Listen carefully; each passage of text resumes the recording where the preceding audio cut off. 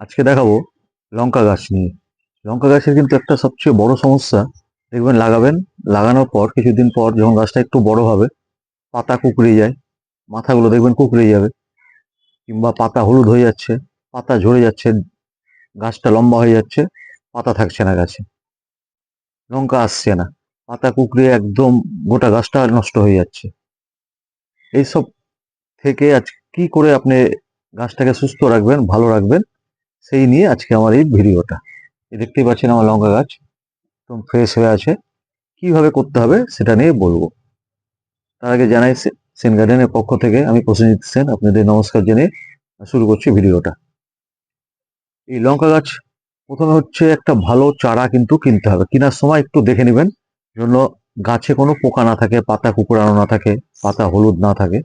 প্রথমে কেনার সময় একটু ভালো গাছ দেখে কিনতে হবে। তারপরে কি করতে হবে, বাড়িতে নিয়ে এসে একদিন দুদিন রেখে, 2-3 দিন রেখে তারপরে টবে লাগান। যেটা আমি অন্য ভিডিওতে বলি যে গাছ নিয়ে এসে সঙ্গে সঙ্গে লাগাবেন না, 2-4 দিন রেখে বাড়িতে তারপরে গাছটাকে লাগান। এই লঙ্কা গাছ লাগানোর সময় যে মাটি তৈরি করবেন, তাতে কিন্তু কোনো বেশি সারের প্রয়োজন নাই, যে এক্সেস সব রকম সার দিয়ে আমি মাটি তৈরি করব, গাছ ভালো হবে, কোনো দরকার নেই। একদম প্লেন মাটি, দোআঁশ মাটি নেন, 50-60% দোআঁশ মাটি নিয়ে নেন, বাকি 30-40% যে কোনো কম্পোস্ট, আপনি গোবর সার নিতে পারেন, পাতা পচা সার নিতে পারেন, সবজি পচা সার নিতে পারেন, যে কোনো কম্পোস্ট আপনি নিয়ে নেন। আর এর সঙ্গে নেবেন একটু বালি, যাতে জলটা না দাঁড়ায়। লঙ্কা গাছের কিন্তু একটা বড় সমস্যা হচ্ছে জল দাঁড়ানো নিয়ে। এমন ভাবে মাটিটা তৈরি করবেন যাতে মাটিতে জল না দাঁড়ায়। জল দেওয়ার পর কিন্তু সঙ্গে সঙ্গে যেন জলটা বেরিয়ে যায়। জল জমে থাকলেই পাতা আস্তে আস্তে হলুদ হতে থাকবে, পাতা ঝরে যাবে, ঠিক মতো লঙ্কা গাছে ফুল আসবে না, এবং আস্তে আস্তে পাতা কুঁকড়িয়ে যাবে। এটা কিন্তু 1 নম্বর হচ্ছে বড় সমস্যা। এই জন্য মাটিটাকে ভালো করে তৈরি করতে হবে যাতে সুন্দরভাবে জলটা বেরিয়ে যায়। এরপরে কি করতে হবে, গাছটা লাগিয়ে দিয়ে, লাগানোর পর 3-4 দিন ওকে একটু হালকা ছায়া জায়গায় রেখে দেন। তারপরে আপনি রোদ্রে রাখেন। গাছ কিন্তু ফুল সানলাইটে রাখতে হবে, কোনো ছায়া জায়গায় দরকার নেই। প্রথমে লাগানোর পর 2-4 দিন ছায়া জায়গায় রেখে তারপরে ফুল সানলাইটে রেখে দেন, কোনো অসুবিধা নেই। জল দিবেন যখন, মাটি যদি ভিজা থাকে, গাছের মাটি গোড়া যদি মাটি ভিজা থাকে, কোনো সময় জল দিবেন না যতক্ষণ মাটি না শুকাবে। মাটি যখন একবারে শুকিয়ে যাবে তখন কিন্তু জল দিবেন।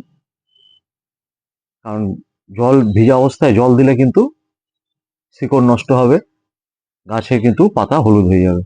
ওই জন্য মাটি ভিজা থাকতে গেলে কোনো সময় জল দিবেন না, মাটি একদম শুকিয়ে যাবে তারপরে মাটি দেখে তারপরে জল দেন, তাহলে কিন্তু কোনো প্রবলেম হবে না। এই বর্ষার দিনে একটু চেষ্টা করবেন পারলে শেডে রাখতে, কারণ সবসময় বৃষ্টি হয় তো, জলটা বেশি পড়লে সবসময় মাটি ভিজে থাকবে। ওই জন্য চেষ্টা করবেন একটু হালকা শেডে যদি পারেন রাখার চেষ্টা করবেন। এবার হচ্ছে এই যে পাতা কুঁকড়ে যায়, এটা কিন্তু হয় মাকড়সা বা সাদা মাছি, এই ধরনের সব পোকার জন্য। এর জন্যই কিন্তু এই গাছের পাতা কুঁকড়ে যেতে থাকে। এর জন্য কি করতে হবে আমাকে, আমি 2-3 রকমের ব্যবহার বলছি কিভাবে কি করবেন। প্রথমে হচ্ছে আপনি নিম তেল, গাছ লাগানোর পর 4-5 দিন, মোটামুটি 4-5 দিন পর যখন রোদ্রে দিয়ে দেবেন, রোদ্রে দেওয়ার পর যখন গাছের পাতা ছাড়বে, দেখবেন আস্তে আস্তে বড় হবে গাছটা, তখন সপ্তাহে পারলে একবার করে নিম তেল স্প্রে করুন। নিম তেল একবার করে স্প্রে করলে কিন্তু অনেকটা ভয় কম থাকে পাতা কোঁকড়ানোর।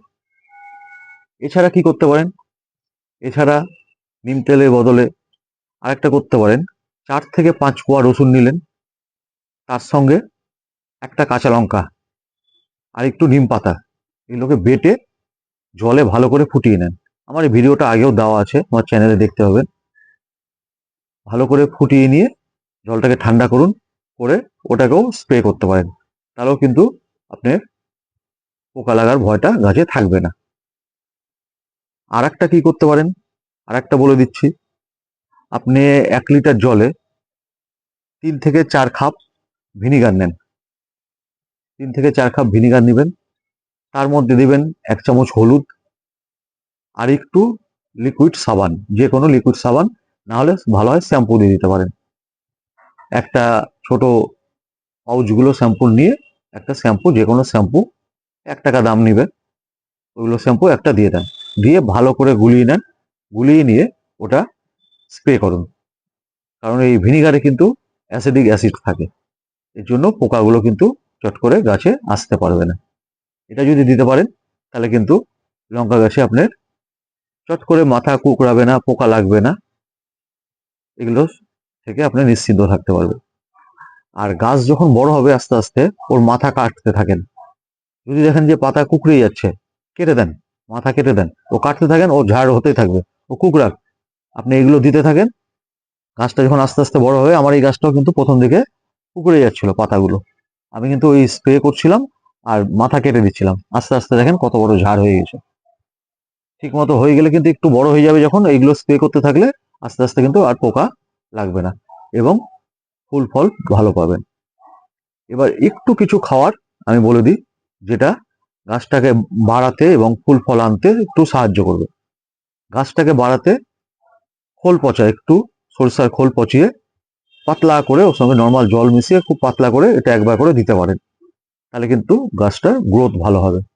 এবার যদি দেখেন গাছ বেড়ে যাচ্ছে কিন্তু ফুল ফল আসছে না, গাছে কিন্তু ঝাড় হয়ে যাচ্ছে, অনেক বড় হয়ে যাচ্ছে গাছ, ফুল ফল আসছে না, তখন ওই খোল পচা দেওয়া বন্ধ করে দেন।